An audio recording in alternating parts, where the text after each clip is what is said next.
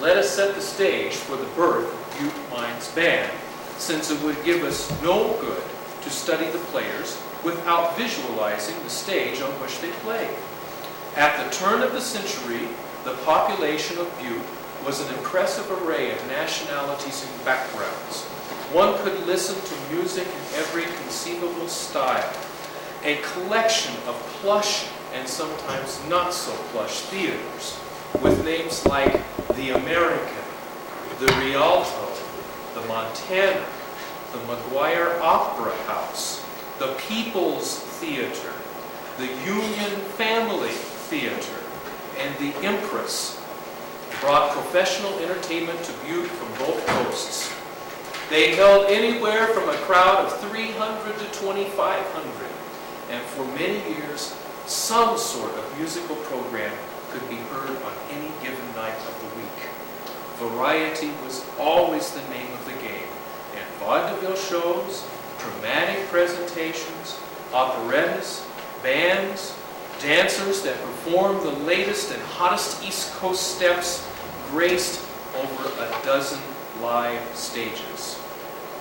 Local flavor also added to the mix. There were a number of popular teachers who not only maintained a private studio, but were active as performers.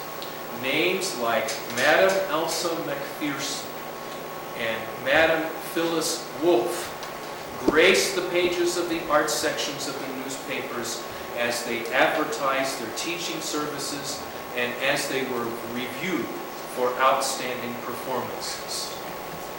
Madam Marie Leipheimer was a German immigrant who moved to Butte after her son became editor of the Anaconda Standard, and she claimed that prior to moving to America, her mother had entertained in their own home Clara Schumann, Johannes Brahms, and Franz Liszt. Many remember fondly of the meetings of Marie's Butte German Singing Society, which met in the rear of the Atlas Bar on Thursday evenings and performed the latest works from her homeland. Also, pianists Irene St. Quentin and Ruth Rotundi were also trained in the European classics and gave a restless young mining community the chance to claim a bit of class and civility. And I do believe, this isn't written down, but I believe there is a younger member of the Rotundi family who is a very famous jazz pianist who travels the world as a musician. Oh, he's a trumpeter. I should know this. He played with Lionel Hampton? He plays with Lionel Hampton. Oh, he does? And he also has his own trio. That's fantastic. I'm glad to know that. But Ruth was a pianist, am I correct? Yes. Still is. That's fantastic.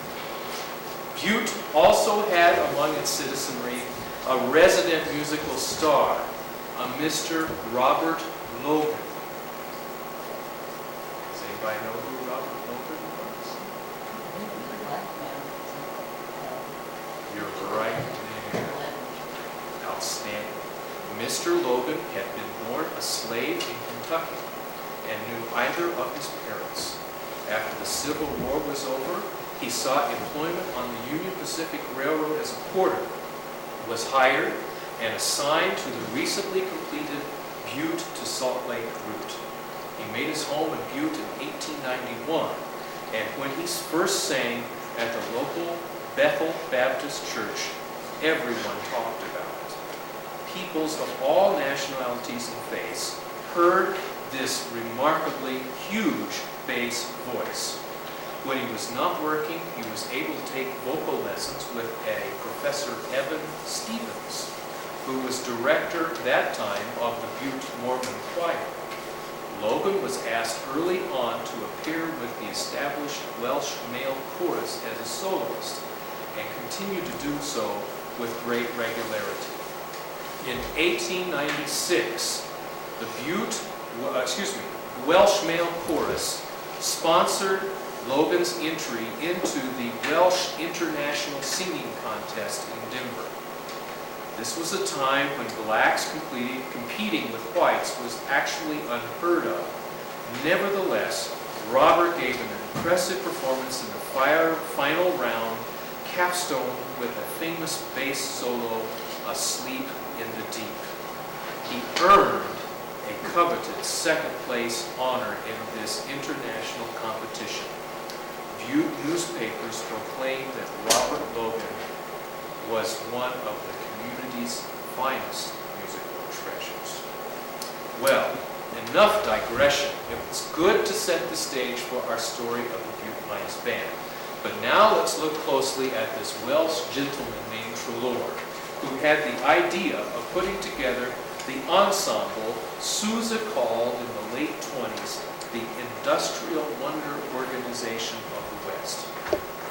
He was born in Cornwall, England in the 1860s. His mother died while he was still quite young, but not before she was able to instill in her son a love for music that would stay with him for the rest of his life. She taught him lessons in performance on stringed and brass instruments and in music theory. His father, Thomas, had worked in the Tolgas tin mines in Cornwall, but after his wife's untimely death, immigrated to the United States in 1884 and brought with him his teenage son. Their first stop was the mining town of Lead in the Dakota Territory, a natural place to relocate if one had underground mining experience. Thomas, the father, had a military background as well, and both he and Samuel served as officers in a U.S. territorial brigade. After a few years in Lead, Thomas heard of a young booming mining town in the Montana Territory called Meaderville. He wrote for and accepted a managerial position with the newly incorporated Boston and Montana Mining Company.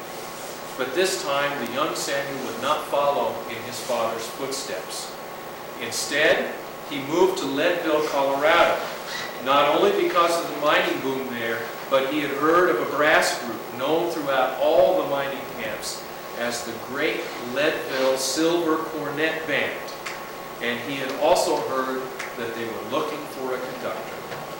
Reports in Colorado papers state that he did a very fine job as conductor. But as one could imagine, correspondence from his hard-working father was slow in coming. A year after being on his own, he withdrew his name as the cornet director of Leadville and moved to Butte. There he joined the band which was associated with the famous Alice Mine. But my, what a ragtag bunch they were.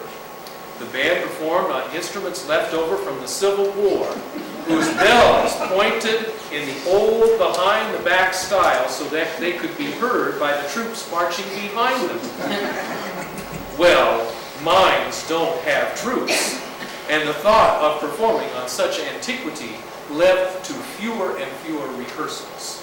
Fortunately for the disciplined Samuel, the instruments were lost in the fire and the band folded.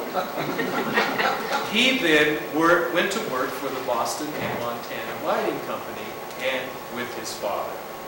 After accepting the position with the B&M, Samuel spared no time before asking Mr. Thomas Couch, then general manager of the company, for permission to put together a band comprised of Boston and Montana employees. He made the case that if the mine workers were studying music and practicing at night, they would not be contributing to a rampant problem in Meaderville. You see, miners were known... You're giggling at the right spots, I'll tell you that right now. You see where we're going. You see, miners were known to be somewhat of a restless lot, especially after payday. Men in droves would hike on over to downtown Butte, where, in Samuel's own words, there was an established custom of offering a series of saloons to the men, containing every known gambling device, women of ill repute, and every conceivable concoction of mixed drinks. The problem was simple. The Boston and Montana workforce was spending too much of their money on poker, drinking, and associating with lewd women. And when the shift whistle sounded, more often than not, they were late. And when they did show up, they were in no condition to work. Treloar claimed to the Boston and Montana Company management that a shiny silver instrument and the lure of the stage would be sure to keep the B&M employees on the straight and narrow, and would in turn stand for increased efficiency and greater profits for the shareholders. All he asked for in return was the promise of day shift assignments for each of the band members. That alone would be enough to interest the workers. Treloar told manager Couch that the band would be known throughout the region as the Boston and Montana Company Band, a group which would rival English mining bands in both quality and good publicity. Couch, in all his desperation, instantly approved, and the first rehearsal of the band was set for an unbearably cold evening on December 22nd, 1887.